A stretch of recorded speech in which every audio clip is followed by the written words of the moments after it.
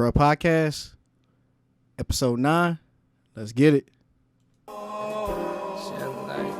light, yeah. Shine light, yeah.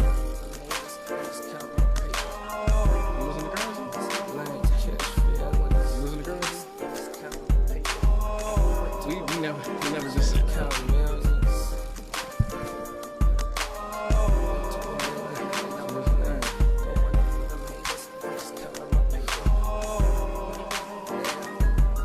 yeah. Tony said Frank wouldn't last. Now Frank woman upstairs packing bags. Survival of the fittest. Her sponsor no longer living. Play to these kept ass bitches. When the dreams all ended in the bar slam, casket closed. Welcome to the school of hard knocks. You ain't know you was enrolled. Cold, I know what's colder is these streets. When your name no longer hot, you feel me? Seen niggas and bitches go through it. Dope game in the music lifestyle hard to attain, but it's easy to get used to it. Try to maintain. Under pressure, only few do it, and that's what inspires you to try. The gleam in your eye, manifested in your mind, then you start your climb. Remembering whoever you step on to come up, you may meet them another time. Fuck them, no. If the foot was in the other shoe, them niggas will stand on you to get a better view. Telling you the truth while taking them to school. Fools don't think how I think. Can't see these lines like I scribble in invisible ink in these tablets. Jet life commandments, thou shalt not rest until I make my whole fam rich. Fuck you, take me for one of them sucker niggas who forget the set when he blow. Never that, JLR. We had this whole world changed by tomorrow. Lighters and Ozium in my cars. And no way am I playing with y'all when I say I'm so high. If I was to trip and fall, I'd land on Mars. But don't mistake my highness for blindness. Giving me them fake smiles, I know what's behind them. I swim with the sharks every day. You backstroking with the guppies. Supposedly big dogs get chopped down the puppet size, utterly euthanized by these flows I've been crafting secretly in my labyrinth, sleeping on a charred mattress, night so hot, get that girl to the pool before she pass out, living in a Lambo, blue Ferrari underneath the carport, my land show, invite me to your party, reserve me some weather pole, I'm not sure what you thought, fuck pulling off on my launch, got 20 minutes free, how about a fast brunch, pitch me whatever proposals you want, no promises though, I got a lot on my plate, no ham omelets, I'm on my conglomerate. Word to the kid, will it fly? Always on top of shit, really. Yeah.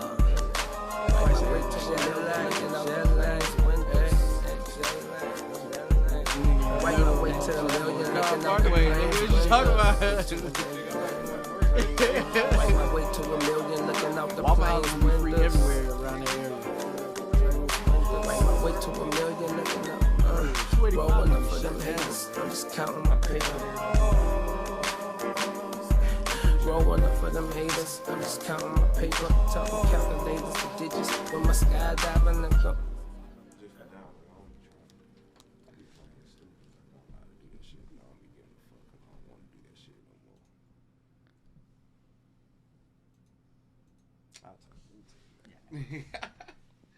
All right.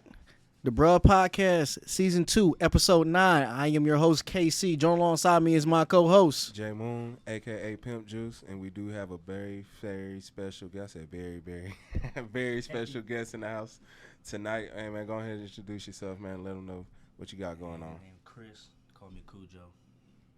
Okay. Chris. Thank you for joining us. Me and Chris, well, I know Chris personally because he sold me a car. Yes, sir. Right. So Chris, he works at a dealership. Well, Chris, tell the folks what you do before we start kind of digging in and everything. I'm out of Marietta. I got a little dealership out there. I sell cars from $5,000 to $15,000. I met Kuwait. He walked in the other day looking for a car. I gave him a good deal. I can do that for anybody. So I'm right out of Atlanta and Marietta. I got that going on. A couple other stuff. I got a little credit repair company, Airbnbs, Turo. I'm trying to do it all, so one day at a time, you know.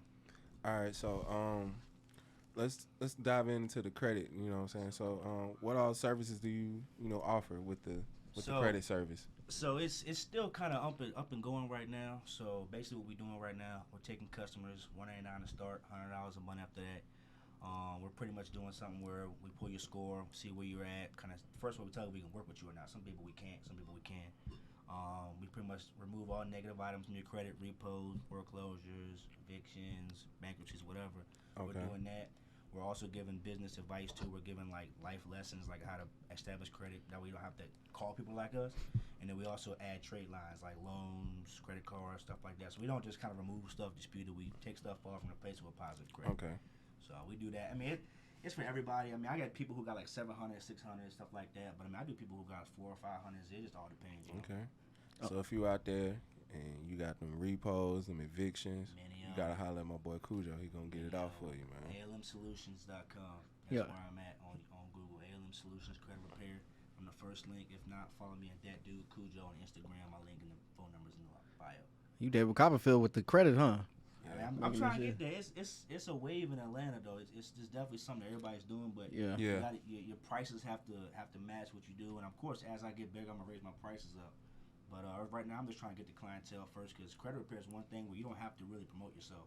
You fix somebody's credit, change their life, they're gonna tell the next man. It's gonna keep going like that. You know? Yeah. Exactly. Just like a dealership. I saw you would call you like you tell your best friend you buy a car, so you don't really gotta do too much advertising. You know. Exactly. So, No, your face card is, if you selling lemons, people ain't gonna mess with you. But exactly, yeah. you selling. No, he sold me a good car though. I ain't gonna cap. And then it really wasn't the car he sold me. It was just as we were talking, the customer service, and then just the conversation. I'm like, oh, Right. bro, really got his shit on wrapped tight. And I was like, all right, cool. And he went above and beyond to make sure that everything was straight. So Always. I really fuck with it. And then I ain't gonna tell the folks your age, but man, I thought this man was a lot older than what he was, cause the way he was talking, like he got his shit on tighter than a lot of y'all out here. Like for him to be that age, bro, that's crazy. That is absolutely crazy. A lot of people think I'm older. I get that people think it's the way I carry myself, stuff like that. But I mean, I was also raised by a lot of older men. So, Okay. Growing up, I mean, everybody who I went through for advice and had stuff in controversy with was older men. My dad, I mean, he's young, but I mean, he's a hustler. So I grew up around like my granddad, my great granddad, uncles, and all that. So growing up, like I never really had anybody baby me. So like my maturity level was like out 16. My first kid. So like. I had to take that step, and God kind of pretty much told me a signal saying, look, if I don't give him a kid at 16, he's going to be in some issue when he gets older. Yeah. You know what I mean? So, like I said, a lot of brothers paid away from me, but, Where you from, man? I'm from Fredericksburg, Virginia. Now, y'all probably Shout know out where to that's VA. at. Shout out to Virginia. It's about an DMV. hour north of Richmond, 95. You'll see the exit. That's where I'm from. Ain't nothing out there but Royal Farms and Wild gas stations. But So you grew up mudding and dirt biking, huh? mud and dirt biking and getting into stuff, because ain't nothing to do out there. Yeah. Just sit and think. Yeah. What made you make the move down in Atlanta? So, I mean, Virginia's kind of stagnant. You gotta either you gotta be born with money, or you have to come from somewhere else. So, when I was out, man, I had a little relationship issues I was going through, whatever. But also, I had goals, and in Virginia, it's really hard to start a career if you don't already know, especially when you're being young. Like, a lot of people in Virginia's ran by people who come from other parts of the world, kind of like Atlanta, Yeah. So like being outside, I want to open a dealership, I want to do this, I want to do that. Not everybody out there is willing to pass that advice on a lot, especially with a brother like me. Nobody wants to tell you how to make more money, because taking money out of your pocket. You know what I'm saying? So I said, you know what? My dad was in Atlanta. He said, look, man, what you want to do is perfect for where I'm at. Come down here, we can make it happen. I came down here February 1st. It's less than a year, and I'm already making profit more than I ever thought I could. That's crazy. Yeah. One thing about down here too, you run into a lot of people who are doing the same stuff you're doing. Like I got him and a couple other customers I talk to, and they on the same type of time I'm on. In Virginia, you don't know nobody doing the same stuff you're doing. You can't. I mean, it's hard to find one person who's like trying to start a business at any age really. Every brother is like, man, I'm down the street 9 to 5. That's whack. To that be your goal is whack. You know what I mean? Yeah. But yeah, I mean, I wanted to come down here. Plus, also, I saw what it did for my dad. Him coming down here at a young age, and literally, his whole perspective on life changed in the positive. So me and him are alike. So I said, let me try it out there here. I can't regret anything I've done since I've been down here. No, Atlanta's the greatest place to come as far as networking and getting your business started. Especially, just in general, but especially for Black people. Yeah. It's a lot of networking, and people are willing to give you that information. There ain't nobody crabbing like anywhere else. It's like all you gotta do is just ask, and everybody out here is willing to give you as long as you take the time to actually use it and pass it on to somebody else. Like, cause when I I don't know, for whatever reason, we started talking. I'm like, I told him I was doing like the Turo thing, and he was like, oh, I do that too. And I was like, word. And then that's when the we started really like sharing ideas, and he was telling me he do all this stuff. I'm like, word, bro. I'm like, damn, you doing all this and this? I'm like, damn, I ain't even get a chance. And then he told me his age. I'm like, well, shit, like, dog, you got a leg up on the competition, but you're really doing it out here. I mean, really, I've always been a hustler. I've always, wanted to do more than the average man around me. But like I said, I give a lot of credit to my dad because he was a visionary, and me and him were alike. So instead of letting me go out here and wander and just try to find something that was good, he was like, "Yo, just do this. I know you're gonna like it. You just like me." Your pops gave you the floor plan, basically. He was like, "All right." I ain't have to make a lot of mistakes like I was telling you that other people did. But I mean, ain't nothing wrong with being a little spoiled with it. But also, especially in this type of game, you still have to hustle. No matter how much hope you gotta hustle. Yeah. Especially with Turo, buying how to buy a car, get a good deal, trying to do it fast, get the money, pay the payments and all that. All that kind of stuff comes into effect. But I mean, it's paid off, like I said. And honestly, I mean, since I started it, I mean, once you get a hang of it, it really ain't that bad. Like you get people to help you out. You kind of get a system going. I got my notes on my phone. I got alerts set up. So I really don't seem like too much after a while, especially if you're organized with it. Yeah. Yeah. So you got the Turo, you got your dealership. And you do the Airbnb too, right? Yeah, that's kind of like more family oriented with like my stepmom and my dad for the most part. But I mean, it's all together. I got one in Massanutten, Virginia. It's actually getting remodeled now. The link will be on my Instagram when it's done. I gotta get the basement and the pool finished and all that kind of stuff. But that's what I'm doing right now. Airbnb is good. It's a lot of collateral, a lot of liability with it. I had somebody put a hole in the wall, and that was like $4,000. I heard. That was paid me for the week, so I was like, that was shit, a loss. And our crib, and you still gotta make the payment on top. So, what about the cats that's doing like the little subleasing? Like they'll get like a like for the month? No. Like so they'll get a lease. So what they'll do is they'll lease out an apartment, but in a corporate name, and then lease it out to somebody else. Talking about through Airbnb. Airbnb, yeah. I'm not really too big into that. Leasing pretty much like it's still like somebody else owns it though. Yeah. You know what I mean? Yeah. Like with right now I'm trying to go for like big properties that you like, own, Yeah, stuff where like I can almost get it at a good deal, cheap, like, and then fix it up. Like the one that me and my dad have right now in Atlanta, in my neighborhood, that one's foreclosure. I mean, flood damage, trees growing through it, gutters messed up, and all that kind of stuff. So I did like a restoration job, but we didn't fully do it. We did enough to get it ready for Airbnb. We're going to use the money we make to remodel it even better. That way we can sell it for more than what we paid for it. Gotcha. And it's it takes time, but if you see numbers in the long run, I can make $100,000 a year. Let me just wait a year and I can make $200,000. All right, man. Yeah. That's bigger than Turo. Turo is like you make money, but I mean. It's just like quick. It's really just get your foot in the game, and after that, I mean, depending on how far you go with it. Like I know a dude named Greg. He's on Instagram. People might know him.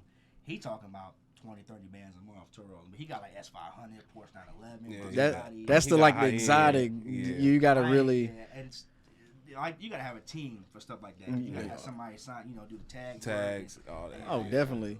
So, what would be some advice you would give somebody around your age trying to start their own company or just business? It doesn't have to be just Airbnb or anything.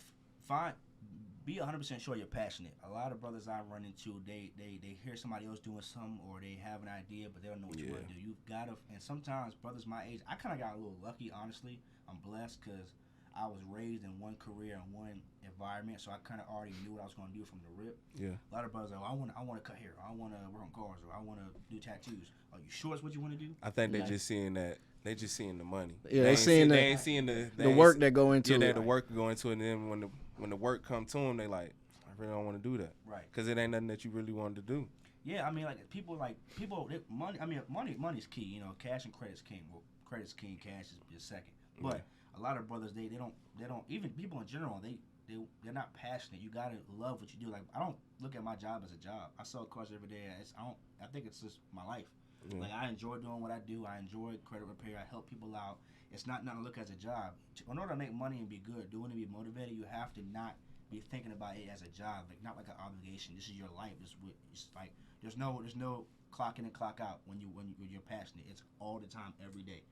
a lot of brothers don't want to set themselves up for something like that because they want to still be able to clock out at one time and not have to worry about it's like you talking about the true nature of an entrepreneur, basically. Yeah, it's no set time clocking in. That at heart too, especially when like I'm doing a lot of selling. I'm not doing a lot of service. I'm not cutting hair. I'm not cutting grass. Yeah. I'm not like doing like weight you loss. You providing or something like that. Exactly. I'm selling a product rather than selling. Okay, sign up. And I'll help you lose 30 pounds in a year. That's not like what it's different when you're selling a service or selling a product. You know what I mean? The service, the customer needs you more than the product. You want to lose weight or buy a car. It's gonna be harder to help somebody lose weight than selling a car. That's true. Yeah. But you can sell them that product to help them lose weight though. Exactly. Yeah, they gotta work themselves. You gotta work even harder as an entrepreneur to get somebody to buy something and then continue to use it. I sold him the car. He gonna drive it. I ain't gotta tell him to drive it. You know what I'm saying? Weight loss. I gotta tell you, make sure you do this every day. You know what I mean? So. Yeah. But I mean, yeah. So what would be some tips? Like, we're going back to, I know I'm going everywhere, but we're going to go back to the car. Like, what would be some tips that you give somebody that, just first walk in, just want to buy a car? Like, like first time buyer type? Yeah. What would be some tips? So, I mean, there's so many tips buying a car. When you're looking at something, the market's bad. It's a little rough in the game right now. Yeah. But when you're trying to buy a car, of course, have the bread up front, obviously. Make sure your finances are in order. Find something you like. A lot of people want an image car. They want to look nice in the car. They want to look nice. Love Camaro, but they're not comfortable to drive. Yeah. Drive a Challenger, they hide it insured. They don't care about the back end. So when you come to buy a car, especially if you come to me, come with the bread. That's first thing. This nigga spitting facts. I gotta give you something, man. Bang. He's spitting facts out here. I like that. Yeah, you got to. Go ahead. Yeah, of course, check your credit constantly. That's one thing that a lot of people, especially my age, don't understand because, like I said, that kind of wisdom isn't spread around. Check your credit. I check my credit every day, like brush my teeth every single day. Mm-hmm. And it's to the point now I can notice a $3 change in my credit. Where do you go to check your credit? Do you? Experian app. Credit Karma's a lie. It's off.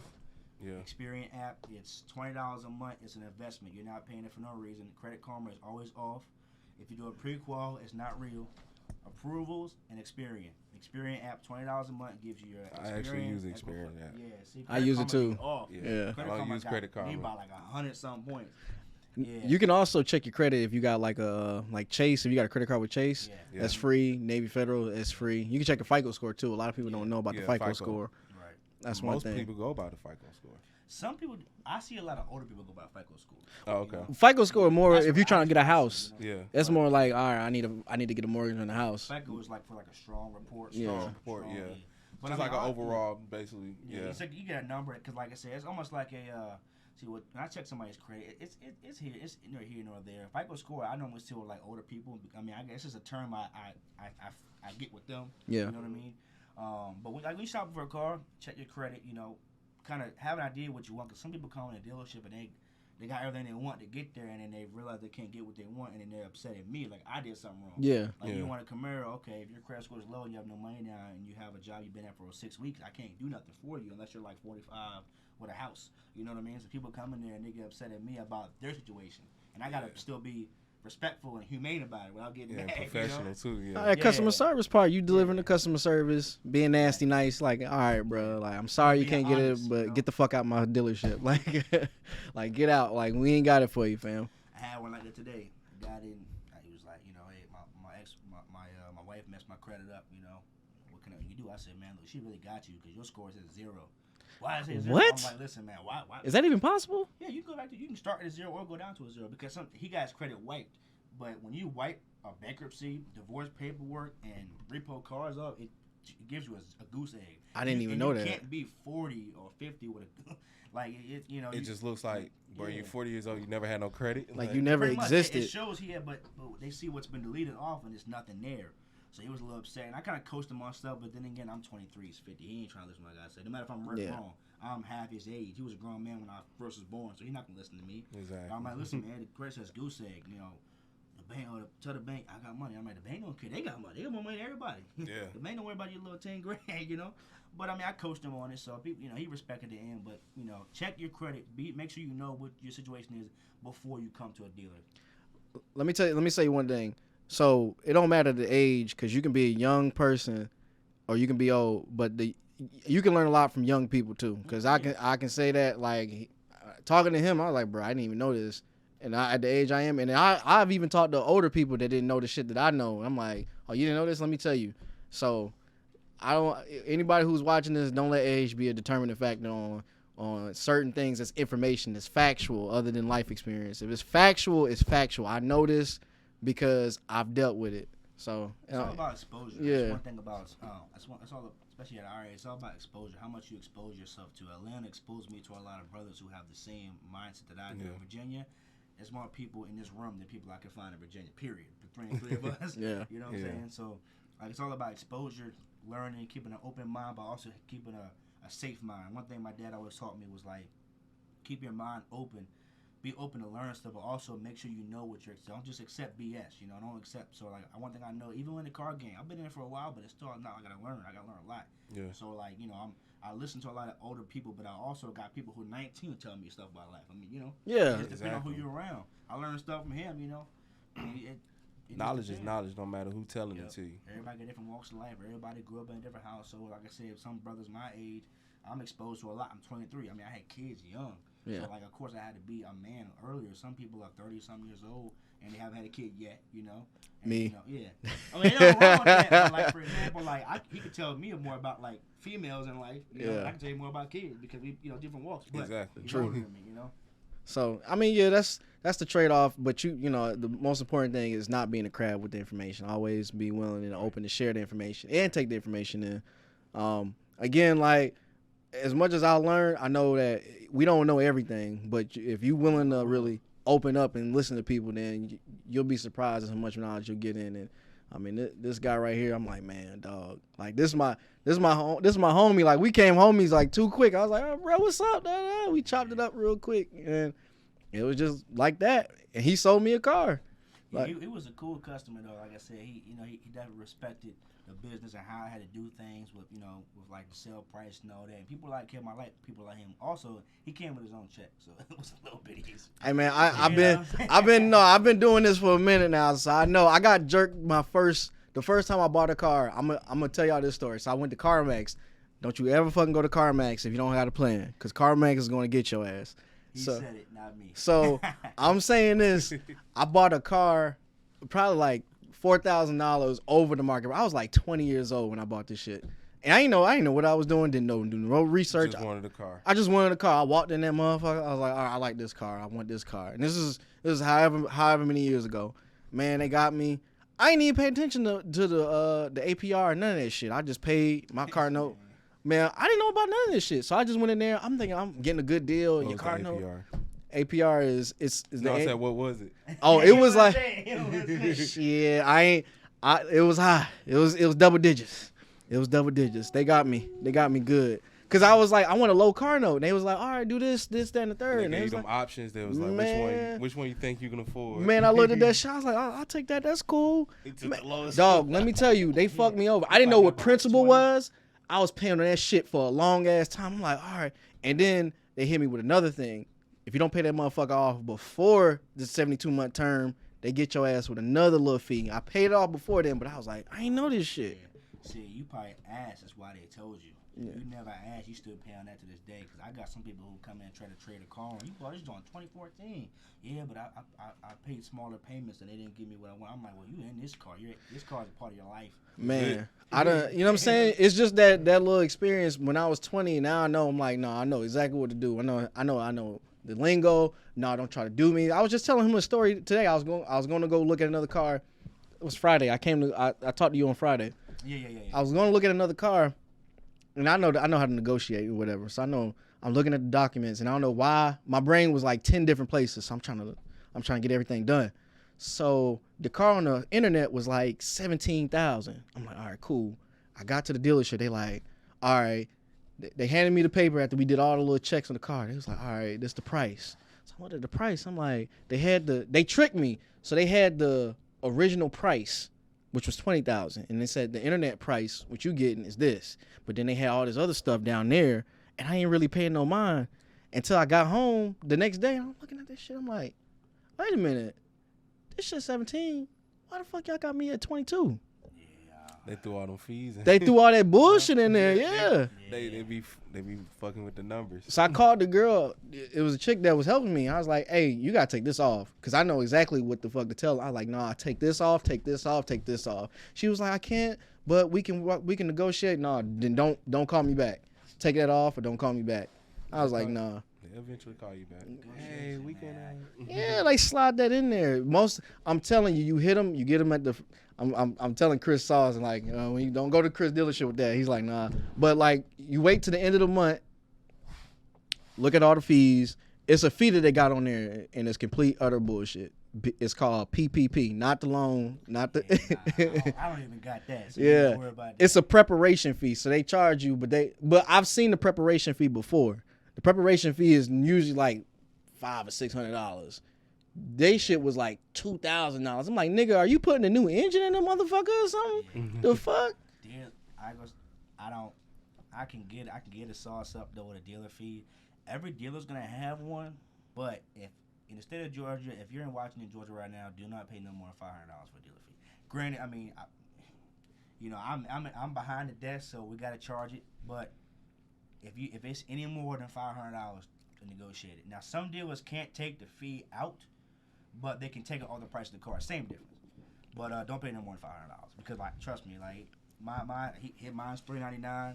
You know, I was able to do a little bit for him, but anything more than $500, because dealer fees, most of them are bullshit. Every now and then you got, sometimes more like a collateral. For example, you do something and the deal don't get funded, you use that money for it, or the customer called back something wrong, you use that money for, stuff like that. It's like collateral. Of course, if nothing happens, you keep the money. But, for example, don't pay no more than $500. Dog. Man, I was looking at it because it was Friday. I'm trying to move. I'm moving around. I ain't paying attention. They almost got one on me. They almost did. Is outrageous. That's crazy. $2,000 is outrageous. Yeah. And, like when he bought his Corolla, funniest thing is he wanted to rush his tags, and my title ladies in the back, they told him they got this thing now, especially with like their down payments, don't worry about do stuff cash. Yeah. And like, I don't care because like it's, personally. I get paid regardless. I don't care how they put it. I don't get the money. I don't get the exact. Yeah. Like that goes to the overall dealership. Then it gets cut down. So I had a couple of guys who want to get their stuff rushed. Georgia sucks at tags. Period. No matter what. So I'm from Virginia, where you get your tag in like 7 days and you're good, no matter rush it or not. Sometimes they'll press it while you're at the dealership. You go to a big enough dealership. Yeah. He got his stuff rushed or whatever, and they were quick to have me get the $150 from him and get the receipt and all that kind of stuff and get it pushed out. And they did. They got everything pushed out to the DMV. It stops at the DMV. He needs his money back. They were so quick to take the money from me, but when it was time to get his back, when they get it back, they were like, oh, well, hold on, we got to get it cleared. We got to this, we got to do that. So I was like, man, come on. We didn't get his stuff back, though. Yeah, I didn't like bark or nothing. I was like, hey, you know what I'm saying? Because Chris is my guy. I was like, he did his part, I wasn't going to trip. Or like, no, I ain't tripping. I hit him. I'm like, hey, what's good? Like, it would be like every like week, once a week. I'd be like, Chris, what's good? Like, But yeah, I get Georgia does move pretty slow with the tags. Yeah. I mean, trust me, I've had people who like a guy called me today, and because like I said, when dealerships do tag work, this is something to help my fellow dealers. Whenever, and from a customer standpoint, when you sell a car, the paperwork that you get, we forward it to the DMV. Once they get it, the amount of time it takes is on them. It's not on us. So, for example, like if somebody get their tags rushed or not, once we get the paperwork to the DMV, they're like, okay, it's gonna be 7 to 10 days. We talk about it 2 weeks. Give us a week to turn the stuff in, a week for them to send it to you. So DMV lately, I got some guys who call me and their tags is on like the last day, and they gotta go get on the DMV, or they get them on like a day before it expires. Sheesh. That's why I give a 45-day tag. Because, Yeah. 30 days you can be riding blank for 2 weeks. I've seen niggas ride on that 30-day tag. I'm like, bro, that shit 15 days over, bro. You gonna get pulled over by COPP? Come on now. Cobb County ain't gonna play no games. No games, bro. My dad said he got hemmed up for not having a seatbelt on in the parking lot rolling. What? He was coming up to a stop sign in the parking lot to go, and the cop saw him and pulled him in and almost arrested him. Oh, hell no. What the fuck? He's like, man, first of all, I'm fat. Second of all, I'm the main road is up there. He was coming out of I think like a Aldi or something, man. He was rolling and he was on the phone. The cop whoop right behind him. Like, how you even see that? That's crazy. They was looking to make a quota that day. Yeah. That's all that was. That's really all. I mean, that's the same thing with dealers, man. Like I said, I'll spit game. I mean, the best time to buy a dealer, always watch. And like I said, this don't really hurt me, but it helps the customer. Look, if you go on a third-party website, look at how long the car's been there. Because, for example, like the car that he bought, it was $2,000-$3,000 more than what it was before. So if somebody had bought it 10, 12 days, and if you would have came to get that car a month ago, you would have paid $1,000 more. Or you probably wouldn't have got it, but like you would have been, the number would have been the price would have $1,000 been more. higher. Yeah. Exactly. So even though like there's profit margins, every deal, like our margin's not massive, but like, you know, as the car sits, you lose money. You have to pay for a parking spot on a lot for every time the car sits there every month. It's called a like a lot fee or a floor plan. So, you know, for example, like you don't want a car to sit there at the same price. You know they're gonna sell it. You gotta drop it so you can get rid of it ASAP. Yeah. So the best time to buy a car, look and see if it's anything more than 60 days, go get it or try to go get it because most dealers are trying to push it out at that point. Unless it's like a hot car to get on like calls on or like a frame car, something's got bad damage or whatever. Yeah. You know. Yeah, but He's spitting game out here, so yeah. that's dope. So, all right, we had a conversation before we started the podcast about business, buying shit in your business name. So when it comes to buying like a vehicle in your business name, how should customers go about that? So like cash finance. Finance, let's say finance. All right, so financing, don't buy anything with a lot of liability like a car or something serious when your business is new. One thing I've seen a lot of people do, they want to, like, I got a guy yesterday, he tried to buy in his business name. He got his LLC in August. There's no way. Like, at least for what he was trying to do. So the best way to build business credit to get to a car, that way it makes more sense when you do it, small secure cards, you know, smaller loans. For example, I got a loan with Staples for like 6 laptops for like $4,500. I paid like $22 a week for it for like 6 months, something like that. Then I got a vending machine that was like $5,000. I paid monthly on that, paid it off early. So when you do that kind of stuff in a business name, it gives you more of a rapport and more of like a file of trust for the bank that's gonna, you know, approve you. Yeah. So if you go, it's almost like, for example, that's why nobody 19 buys a house, because you can't go from no credit to buying a house. You have to kind of build up to what you want to do. Same thing with like personal credit. With a business, if you want to get a car that's $30,000, try to start something, you know, 3, 5, 6, 7, 10, 15, then jump up. It's easy. You can do it off the rip if you know what you're doing. But if you're trying to learn it and kind of make increments to get up, start with like, you know, smaller equipment. Like for me, I did like desk phones, vending machines, laptops, because that's a dealership. Yeah. If you're doing something different, you know, just take loans out on smaller things. That way you can show the banks you're taking steps. It also shows your business is growing too, rather than just you saying, okay, I can pay $5,000, let me get 20. You got to kind of have increments. That way it makes more sense for your interest rate and stuff like that. Like little net 30 accounts too, like small ones, yeah. Yeah. And a lot of people right now, the guy yesterday, his weren't reporting. So it depends on what business you are. If you have a net 30 account, wait 3 months. Don't be anxious. It depends on what LLC you have or whatever, or you're a sole proprietor or whatever. But if you're at net 30, don't feel like if it hasn't reported in 2 months, then that's going to happen. It's going to take some time. Mine took 4 months to report. make sure you register with Dun & Bradstreet too, because if it ain't, you just doing that off nothing. Yep, yeah. He was like, man, they're not reporting. It's been a while. I'm like, well, listen, man, even if they report it, you really don't have much to work with anyway. You asking for a $10,000 car, and you don't even know half the terms about a business. Yeah. So I had to coach him on it, and he ended up buying it cash as an investment. He's going to, you know, sell it later. So there's different ways to do it, but when it comes to building business credit in general, I started with secure cards. I got 2 $500 secure cards from Wells Fargo. And then I got, you know, the phones and all that kind of stuff. So I had about $25,000 in 2 years of credit on my LLC. That way, when I went to get my Airbnb for like $317, they were like, okay, well, you paid $20. Your personal credit, because I put that on there too. You paid almost $200,000. I'll just give you 30% on the house. 22 years old at that time. Damn. But I started early. Yeah. And I paid stuff off fast, very fast. You should. Business credit is different than personal credit. Yeah. Like business credit, they want you. The funny thing is, it don't matter the utilization. And that's one thing I learned too. Don't matter the utilization, because you can run a card up as long as you paying the payments on time. You're gonna use it because you got a business, because you got a lot of stuff you're not gonna expect. You know? Yeah. So, but yeah, I mean, like even with like personal credit in general, just a tip, you know, because like I said, I do the credit repair too. It's smaller increments. You know, if you're 18, 19, try to get a Corolla or a Camry before you get a Camaro or a Mustang, unless you know. A big boy. You know, yeah, because people come in there and they want a Mustang and they want $200 a month. No Mustang in the world will be $200 a month unless you get a Matchbox car. So, you know, it's not going to be, you know, so, yeah, just smaller increments, you know, bit secure cards, and that's a net 30 account, stuff like that. Just take it slow. When you open a business, don't expect to jump off fast. I mean, some people do. Like I said, it all depends on who you got around you. Like I said, I had my father, so, you know, I didn't have to make a lot of mistakes. He kind of was like, look, do this, and I did it. You know, if you don't have that, just take it slow, ask questions. You can always, you know. And sometimes it ain't, you know what I'm saying, it ain't bad to make mistakes because you learn from it. Right, yeah.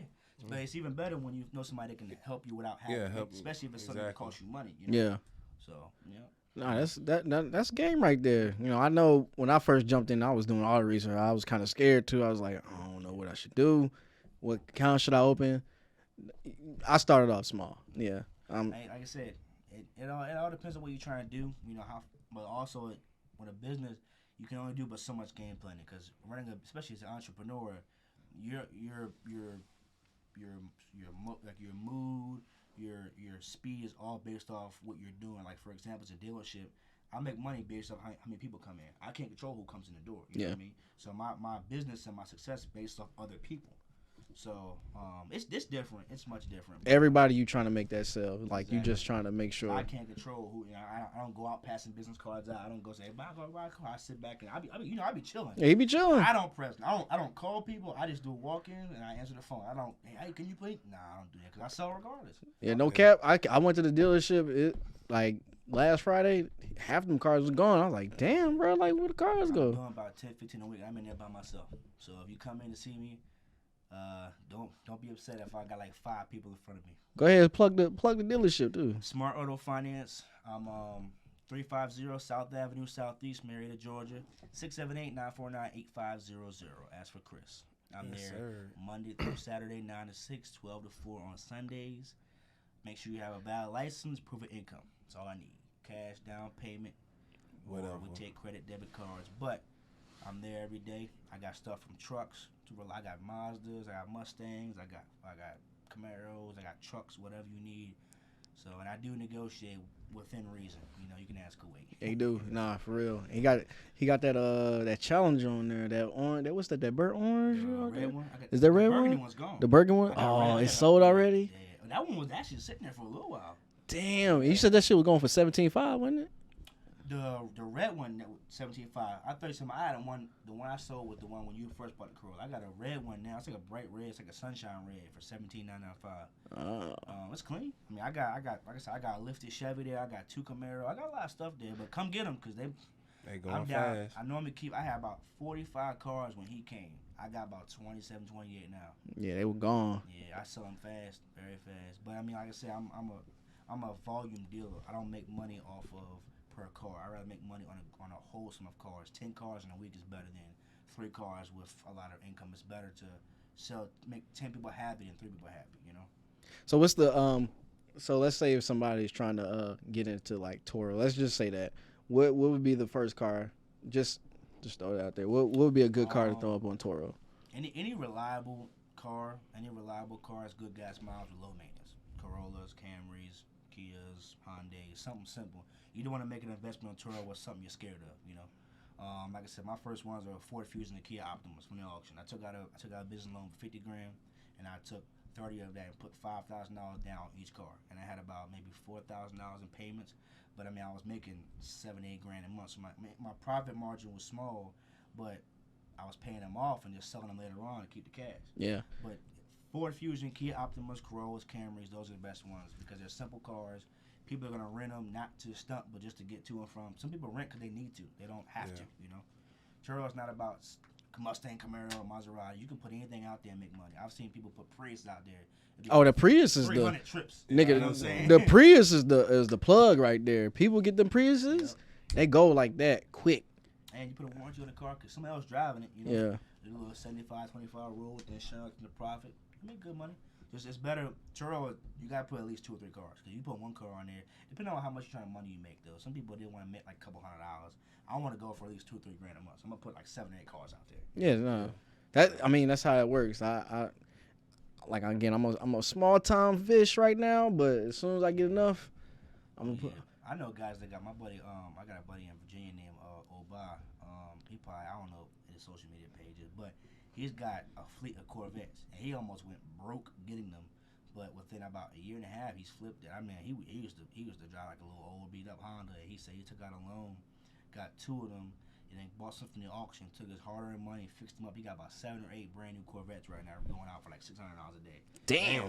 He be on Snapchat in Hawaii. He be back home in Saudi Arabia, Texas. He's like, yo, I'm chilling. He don't got no responsibilities.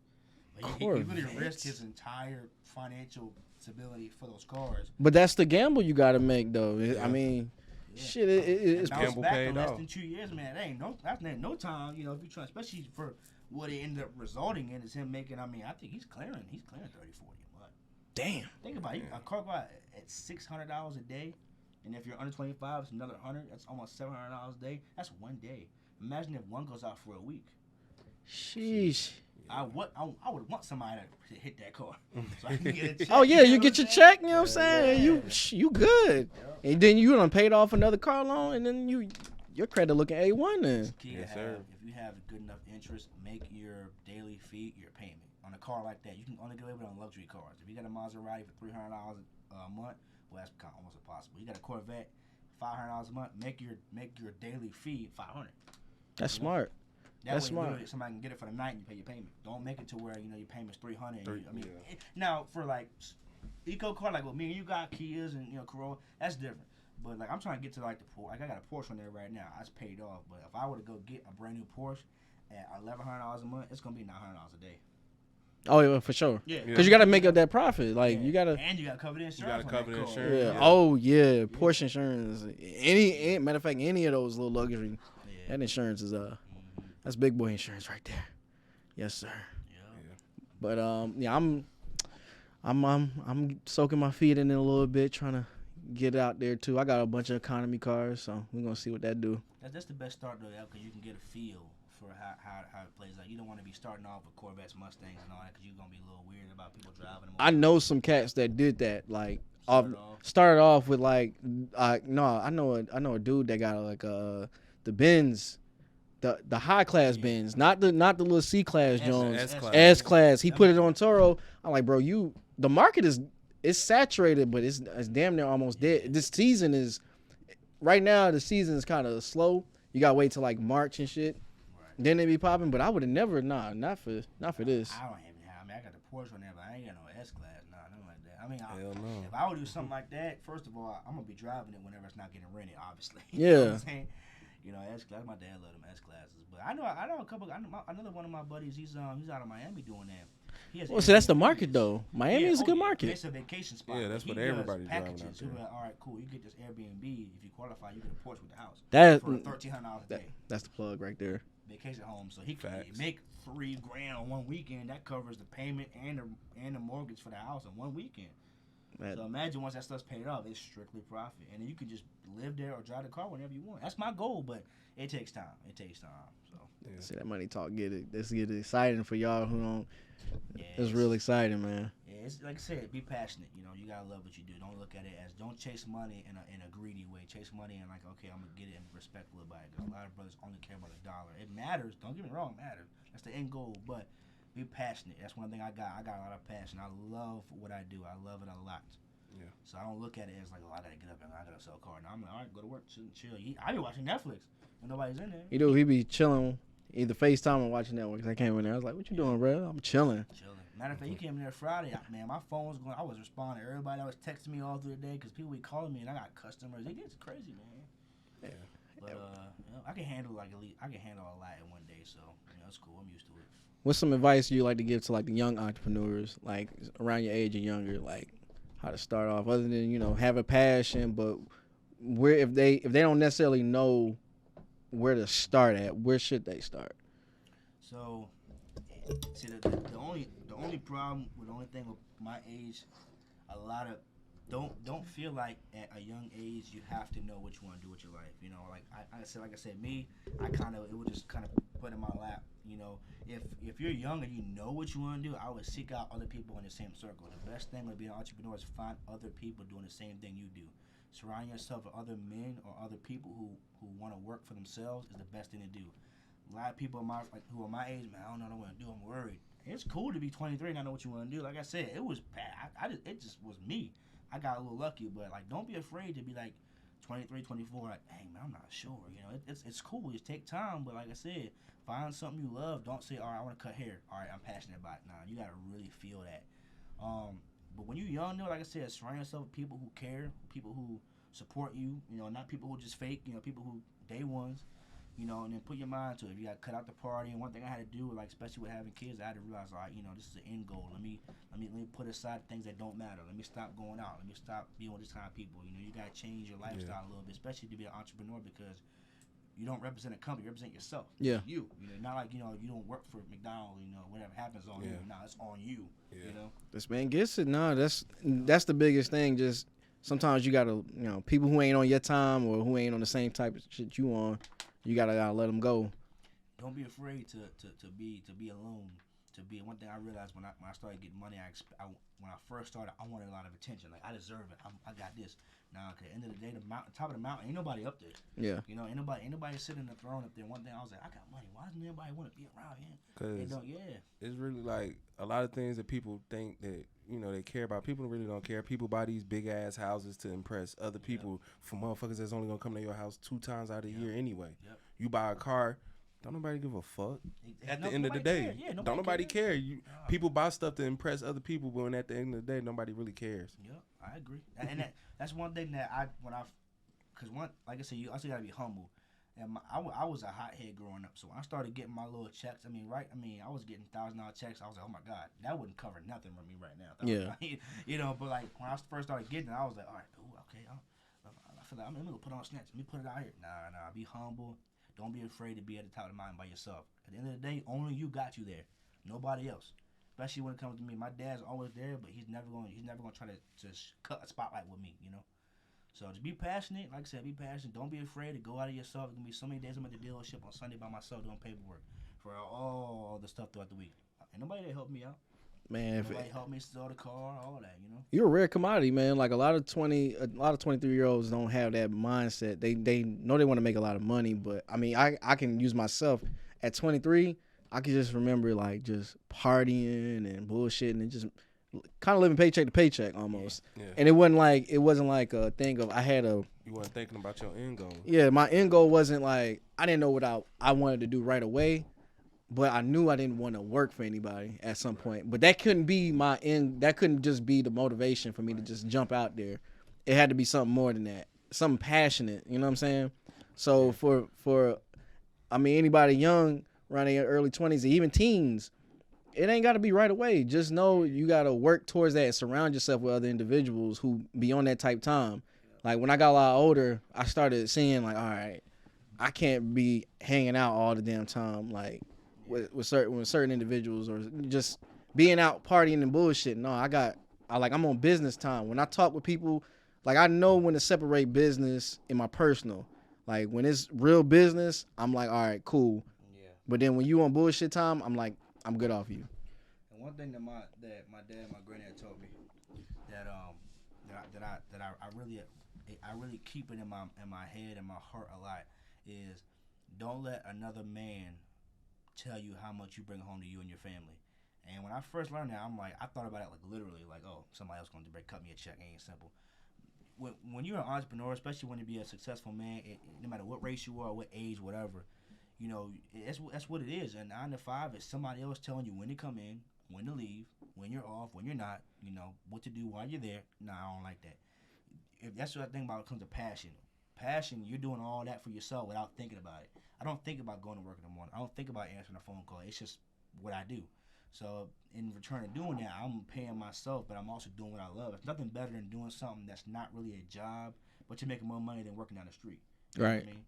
So when I absorbed that as I grew up, it took me some time. You know, I was like, okay, that makes sense. You know, I keep staying here. This dude telling me when to come in. I got to clock in, clock out. I can't have all. I got to request all, you know. Yeah. That's whack. You know, I can just lock the dealership up and close the gate and can't nobody buy the car until I get back, you know. And I ain't got to think twice about it, you know. So. I mean, with this pandemic, a lot of people kind of figured it out. A lot of people just jumped on and was like, you know, I ain't got to do this no more. Yeah. I ain't got to work a regular job and just be clocking in and out. I mean, and I don't know if you noticed, but like, I think we said this one episode, 4.3 million people quit their job in August. Now, I don't know if it's due to because... Past August? It's past August. Just this past August. Now, I don't know if it had anything to do with like the mandatory... It probably was a combination of mandatory vaccines and other stuff. I mean... Yeah, that's one thing that I never got, you know, because I got. You keep telling me car, iPad did. What was you saying? Yeah, that's one thing I never understood because like I had a lot of people who would come in there and like want to get a car. I ain't got no job. You know, unemployment $300 a week. You can't get nothing with $1,200 a month. Right. You know? Yeah. I mean, not unless you got good credit and the car is like $7,000. Yeah. But that's one thing. People will come in there and I got my bank statement from unemployment. Yeah, but it's not a job. You know, It's not a job. Yeah, like unemployment can literally stop whenever they want to stop it. You can stop getting that check. How you gonna pay your note? I don't want this car back on my life. Repo it. You know, I don't want this car back. So. That's one thing I ran into a lot, and I ran into a lot of other people who, like, even now, people were like, "Oh, well, I'm doing Uber Eats now, or I'm doing that." And it's cool. I mean, I had a time where I was doing that when I was in Virginia, but that time, man, a lot of people were lazy. And that was also a good time to learn how to be an entrepreneur. A lot of that coronavirus and that COVID-19 time, I was reading credit repair, entrepreneurship, watching videos, motivational stuff. Just kind of like, okay, I got time to sit back. They want me to sit at home. I'm a benefit from this, Yeah. And if I couldn't have been forced to sit down to think about it every day, I probably wouldn't be here right now. So I thank the virus. I mean, at some point I lost somebody in my family because of it. So that kind of hurt me a little bit. I lost my cousin, but at the end of the day, sitting down and being forced to sit in the same spot, people don't like that. They don't like that, especially by the government. You know what I'm saying? Yeah, for sure. So, but I had a lot. Even like credit repair really. It's really booming because people who were affected by COVID, I lost my house, lost my car, I couldn't pay for it, credit card got, declined or whatever, something happened, they couldn't pay their bill, so, I mean, people foreclosed, people got divorced, people lost stuff, so that's what I'm here for, Yeah. No, COVID definitely made everybody do a 180, so. Oh, yeah. Yeah, and if you ain't getting nothing out of it, I think they say there's a boom of, like, LLCs just out of 2020, so. I definitely learned something, and Well, people when they did that PPP loan, everybody wanted to have their own business. Sheesh, man, I missed the train, fam. But yeah, I was on it. Hey, I ain't gonna lie, it pinched me a little bit because when you work for money and then all of a sudden somebody give you money you don't gotta do nothing for, it spins a little bit different. Yeah. Man. And that thing hit like I forgot. I'm like, what? Next month. Ding. I'm like, oh, hold on, wait. Hey, what's this? I don't know. Oh, okay. I didn't have to do nothing for it. Oh my goodness. I think we Chris, I ain't got nothing else for you. J Moon. Got anything for me? Nah, I ain't got anything else. I think we done killed it. We done ran out of space. Nah, Chris, I definitely appreciate you coming, fam. Yeah, we appreciate you coming out, man. Dropping knowledge. Dropping gems, man. Young guy, man. Y'all, if anything, y'all need to learn, man. Learn from this episode, because we want our ratchet shit like we normally sometimes be on, but like this is more like we on our grown adult shit. So appreciate y'all for having me. They call me Chris Cujo. Follow me at that dude Cujo on Instagram. I'm at Smart Auto Finance in Marietta, Georgia, 350 South Avenue, 678-949-8500. Come see me. Yes, sir. yes, sir. That's Yes. a commercial right there, man. I'm telling you, free press right there. Hey, give me a discount on the next car then. Hey, go in there. Keep our code Kuwait. Hey, for sure. All right, so again, this is our special guest, Chris Cujo. I am your host, KC. Join alongside me is my co-host, J Moon, aka Pimp Juice, man. Hey, for sure. And we are out of this bitch. Make sure you like, comment, and subscribe, goddammit. And Yes, sir. Make sure you subscribe. Make sure you subscribe. Down low. We out there, bitch. All right.